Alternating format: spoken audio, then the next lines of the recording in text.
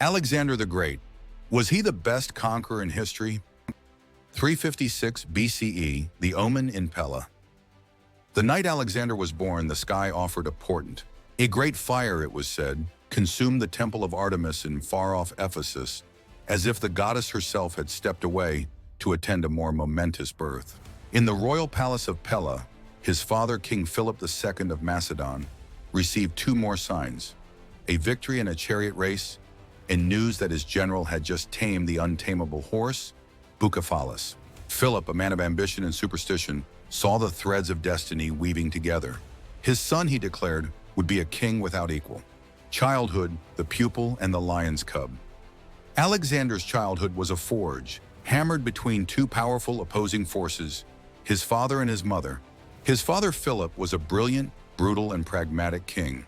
He had transformed Macedonia from a backward kingdom into the most powerful military state in Greece, and he intended for Alexander to inherit not just a throne, but an empire. He gave the boy the finest tutor in the known world, the philosopher Aristotle. From him, Alexander learned of medicine, philosophy, and the glories of Homer. He slept with a dagger and a copy of the Iliad beneath his pillow, dreaming of being a new Achilles. His mother, Olympias, was a princess of Epirus, a woman of fierce and mystic passions. She filled Alexander's head with a different kind of ambition. She whispered that he was not the son of a mortal king, but of Zeus Ammon himself. She cultivated in him a sense of divine right and a destiny that transcended the borders his father had drawn on a map. While Philip taught him to command men, Olympias taught him to command destiny. The relationship between father and son was a tempest of admiration and resentment. Alexander watched Philip's political and military genius with awe, but he also watched his father's drunken rages and his many new wives. A famous story tells of a furious argument where Philip, drunk, drew his sword on his son, only to stumble and fall. Alexander looked down at the most powerful man in Greece and sneered, "Here is the man who would cross from Europe to Asia, but cannot even cross from one couch to another without falling." The rise to power, a throne, forged in blood. In 336 BCE, the trajectory of Alexander's life was irrevocably altered. At the wedding of his daughter, King Philip was assassinated. The killer's motives were murky, and suspicion, then and now, fell upon Olympias and a potentially complicit Alexander. At the age of 20, with the kingdom teetering on the brink of rebellion and the Greek city-states seeing a chance to throw off the Macedonian yoke, Alexander ascended to a throne slick with his father's blood. He moved with a speed and ruthlessness that stunned his enemies.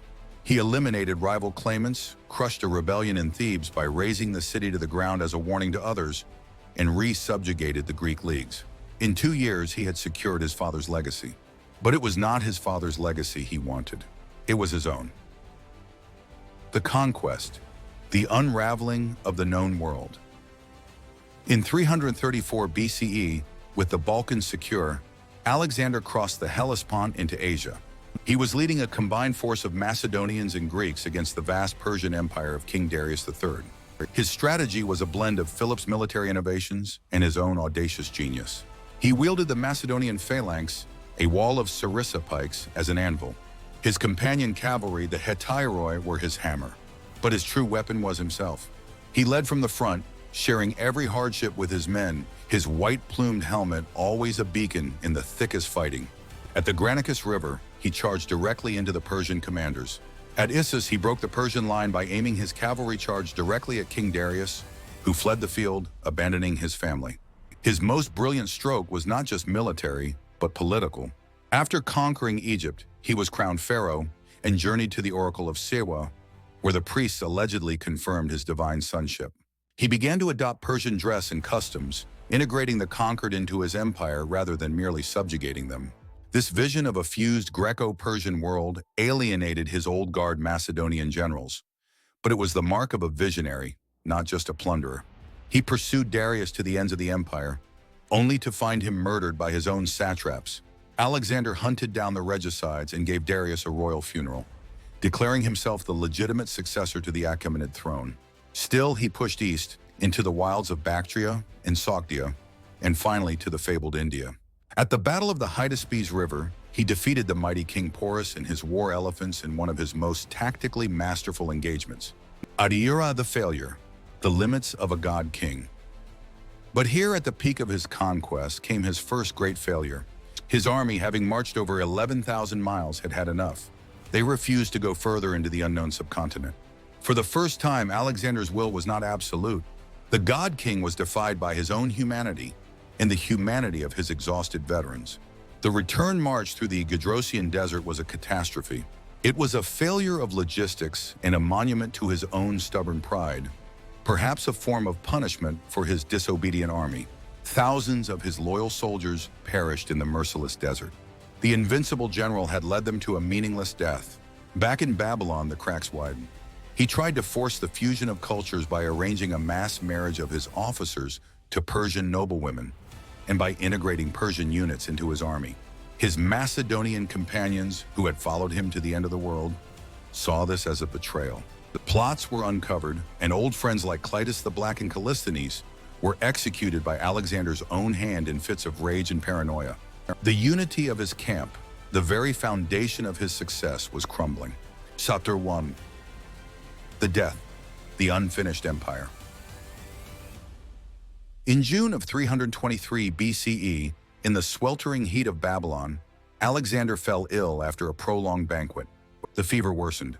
The man who had been struck by arrows, swords, and stones, who had survived a pierced lung, was being brought down by a sickness. His soldiers, heartbroken, filed past his bed to say farewell. When asked to whom he left his empire, his haunting final words were, "To the strongest." He died at the age of 32.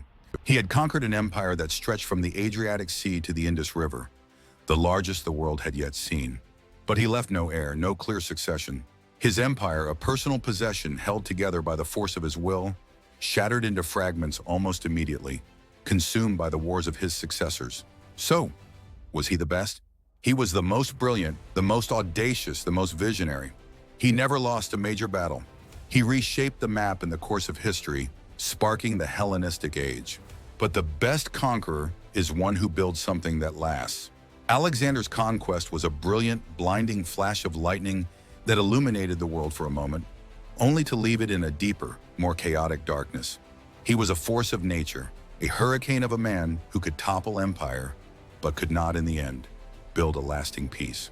His greatest triumph was his ambition, his greatest failure, its limitless scope.